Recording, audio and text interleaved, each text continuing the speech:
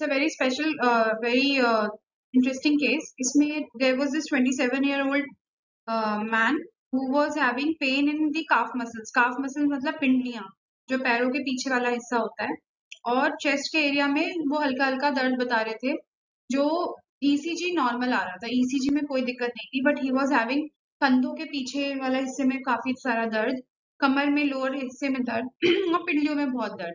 और स्पेशली उन्होंने urine sample इसलिए दिया था क्योंकि उनका यूरिन जो था वो रेड कलर का आ रहा था, and now he was suspecting कि ऐसा तो नहीं कि ब्लड हो रहा निकल रहा है। तो जब हमने उनकी हिस्ट्री ली तो he was exercising a lot, 2 से 3 घंटे उनकी एक्सरसाइज थी, जिम जा रहे थे, he was training for something I guess professionally, and he was having protein supplements, steroids he was not having. So doctor wrote these tests, CPK and CPK-MB. So what is CPK? CPK is as an enzyme in the muscle, मतलब muscle के अंदर CK होता है, creatine kinase. इसके अंदर बहुत सारे iso enzymes होते हैं, जैसे BB हो गया, MB हो गया, MM हो गया। तो this enzyme can be present in skeletal muscle, मतलब जो हमारी मसल जो हम अपनी मर्जी से इस्तेमाल करते हैं, लाइक हाथ की, पैर की, ठीक है। फिर ब्रेन एंड हार्ट, इन तीनों में ये पाया जाता है।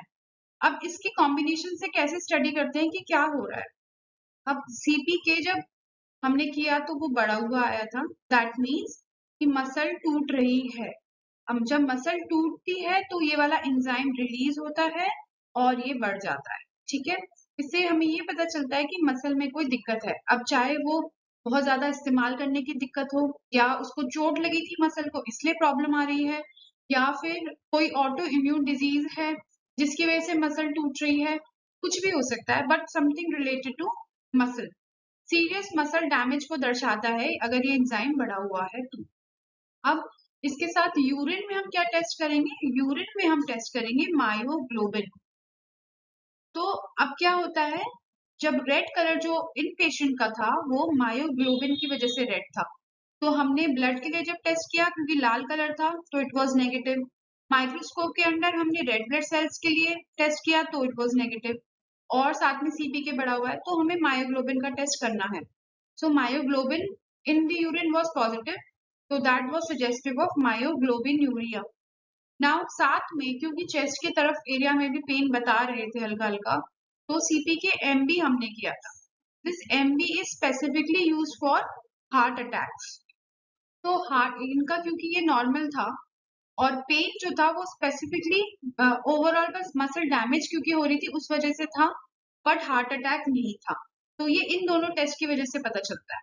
अब मान लीजिए CK नेगेटिव होता है, मतलब CK इज नॉर्मल और CK-MB पॉजिटिव है, तो फिर हम उसको हार्ट अटैक की तरफ सोचेंगे, क्योंकि उसमें ओवरऑल बॉडी के मसल डैमेज नहीं हो रहे हैं, बट हार्ट की जो एंजाइम है जो हार्ट अटैक के वक्त निकलता है वो पॉजिटिव है। अब अगर दोनों ही चीजें नहीं है, MB दोनों नेगेटिव है, इसका मतलब कोई भी मसल डैमेज नहीं हो रहा है। और अगर ये दोनों ही पॉजिटिव हैं तो, और ओल्ड एज है, तो ऐसा भी हो सकता है कि मसल डैमेज भी हो रहा हो पर साथ में हार्ट अटैक की संभावना है, तो साथ में एक ECG करवा लेना चाहिए। ECG में कोई चेंजेस नहीं है तो आप ट्रॉप आई करवाइए। ट्रोपोनिन आई से पता चल जाएगा कि हार्ट अटैक है या नहीं है, और मसल डैमेज का पता चल जाएगा CK से। तो CK और CK-MB दोनों ही इस तरीके से बहुत इंपॉर्टेंट टेस्ट है अगर पेशेंट आपको ये सिम्टम्स देता है और साथ में रेड यूरिन बोलता है।